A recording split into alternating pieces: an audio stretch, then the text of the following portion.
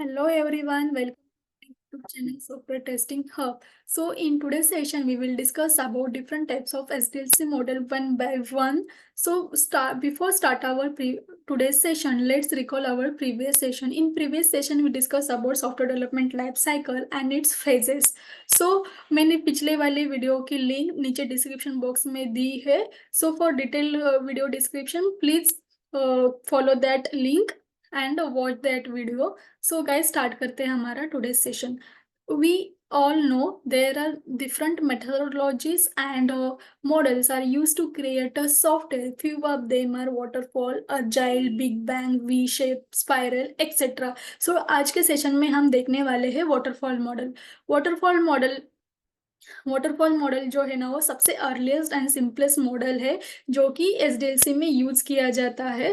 इसमें waterfall model में ना 6 फेजेस है as like software development life cycle में, जैसे कि रिक्वायरमेंट गैदरिंग हुआ, requirement analysis, designing, coding, development, testing and maintenance. Requirement gathering में जो है जो भी क्लाइंट की रिक्वायरमेंट है वो गैदर की जाती है.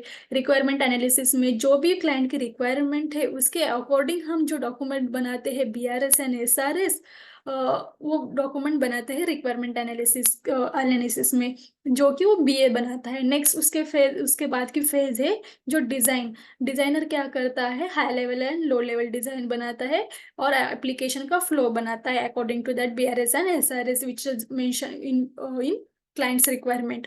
नेक्स्ट होता है development and coding. Then developer क्या करता है, उस फ्लो के अकॉर्डिंग जो भी हमारा कोड है वो डेवलप करता है. उसके बाद आता है टेस्टिंग के बाद आता है डिप्लॉयमेंट के बाद आता है मेंटेनेंस.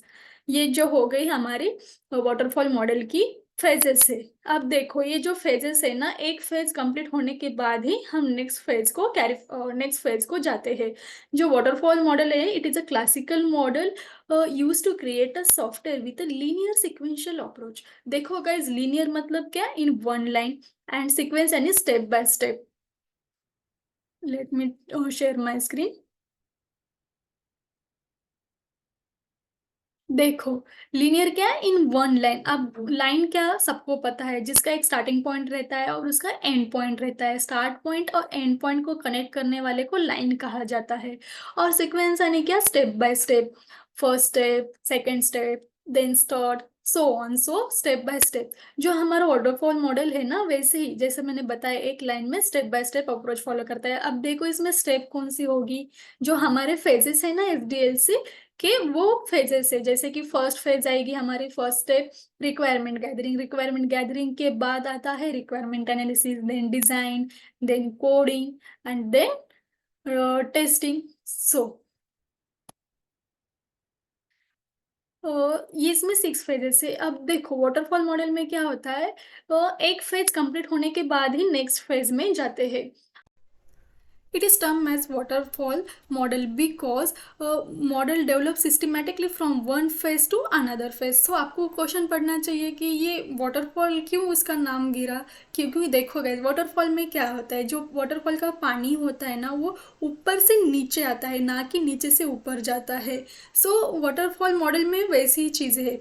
उसकी वन फेज खत्म होने के बाद ही हम नेक्स्ट फेज को जाते हैं. सो हम देखो सेकंड फेज से हम फर्स्ट फेज को अप्रोच नहीं कर सकते, रिवर्ट बैक नहीं कर सकते. जैसे वाटरफॉल का पानी रिवर्ट बैक नहीं होता है, नीचे से ऊपर नहीं जाता है, वैसे ही हम वाटरफॉल मॉडल में रिवर्ट बैक नहीं कर सकते. इसलिए इसका वाटरफॉल मॉडल नाम ऐसे गिरा है.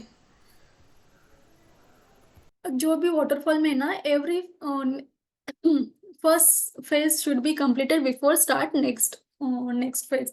सो देखो मतलब इसमें इसका मतलब क्या है, पहले जी स्टेप है, जो पहले का जो स्टेप है हमारा, जो भी फेज है ना वो कंप्लीट होना चाहिए. जैसे कि रिक्वायरमेंट गैदरिंग है, रिक्वायरमेंट गैदर करने के बाद ही हम रिक्वायरमेंट एनालिसिस स्टार्ट कर सकते हैं. रिक्वायरमेंट एनालिसिस खत्म होने के बाद ही डिजाइन.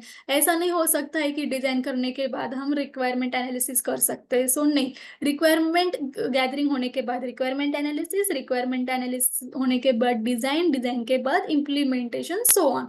देखो अभी रिक्वायरमेंट गैदरिंग है हमारी फर्स्ट फेज. सो रिक्वायरमेंट गैदरिंग का आउटपुट क्या रहेगा, जो भी क्लाइंट की रिक्वायरमेंट है वो उसका आउटपुट रहेगा, और रिक्वायरमेंट एनालिसिस का आउटपुट जो है ना वो इनपुट रहेगा, रिक्वायरमेंट गैदरिंग का जो आउटपुट रहेगा रिक्वायरमेंट एनालिसिस का इनपुट रहेगा, और रिक्वायरमेंट एनालिसिस का जो आउटपुट रहेगा वो डिजाइन का इनपुट रहेगा। देखो कैसे, रिक्वायरमेंट एनालिसिस क्या होता है, जो भी क्लाइंट की रिक्वायरमेंट होती है उसके हिसाब से क्या करता है बी, एक डॉक्यूमेंट बनाता है BRS एंड SRS, जो कि हाई लेवल और लो लेवल डिस्कशन पे बेस रहता है। हाई लेवल मतलब क्या, जो फंक्शनैलिटी है, जो मेन फंक्शनैलिटी है उसके कौन सी है उसके हिसाब से एक डॉक्यूमेंट रहता है, जो कि बिजनेस रिक्वायरमेंट स्पेसिफिकेशन, जो भी क्लाइंट के बिजनेस के रिलेटेड जो है स्पेसिफिकेशन वो BRS में मेंशन होती है। और जो SRS है ना, जो जो मेन फंक्शनैलिटी है उसको कंप्लीट करने के लिए तो सब फंक्शनैलिटी लगती है ना, सब मॉड्यूल्स लगते हैं ना, उसके अकॉर्डिंग जो बनाया जाता है ना वो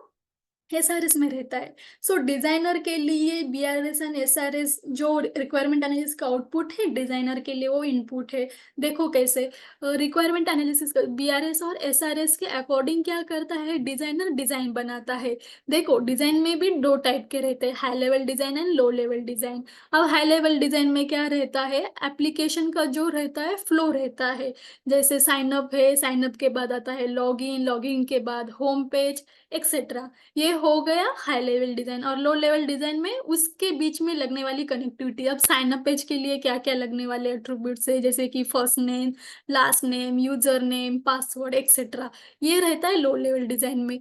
अब ये जो फ्लो करने के बाद ना अब नेक्स्ट फेज आता है implementation, that is coding and development. अब देखो डिजाइनर का आउटपुट है, जो डिजाइन है ना उसके हिसाब से ना जो डेवलपर है ना वो कोड करता है, कोड करके बाद वो सारी जो मॉड्यूल्स है वो इंटरकनेक्ट करता है, देन वो इंटीग्रेशन टेस्टिंग करता है।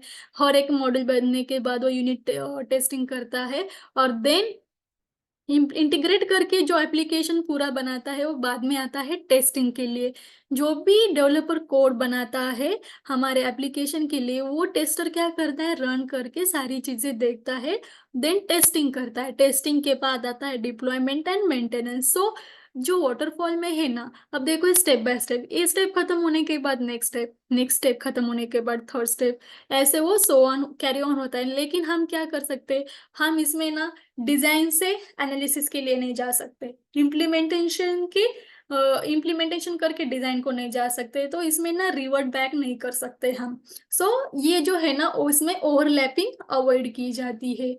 ये जो एप्लीकेशन है ना, जो जो भी हम एप्लीकेशन बनाते हैं ना, स्टार्ट से लेकर एंड तक स्टेप बाय स्टेप कंप्लीट किया जाता है।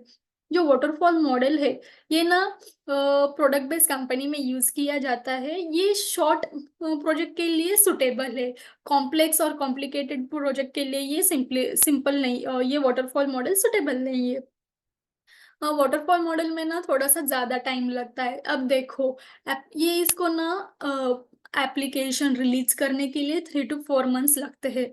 अगर इसमें एप्लीकेशन रिलीज करने के बाद सपोज कोई भी बग क्लाइंट को फाउंड हुआ, तो जो है ना फाउंड होने के बाद जो बग है ना वो डायरेक्टली उसी टाइम फिक्स नहीं किया जाता, क्योंकि क्या उसको नेक्स्ट रिलीज में उनको वो फिक्स करना पड़ता है। ये जो है ना उसका डिसएडवांटेज भी कहा जा सकता है। सो ये बहुत बड़ा डिसएडवांटेज है, क्योंकि हम उसको नेक्स्ट वर्जन में ही हमें वो बग क्या करना पड़ता है, फिक्स करना पड़ता है। अब इसको ना इसका एक एडवांटेज है, देखो इसको इसमें प्रॉपर डॉक्यूमेंटेशन रहता है, जैसे कि BRS है ना, SRS, इसको ज्यादा टाइम लगता है।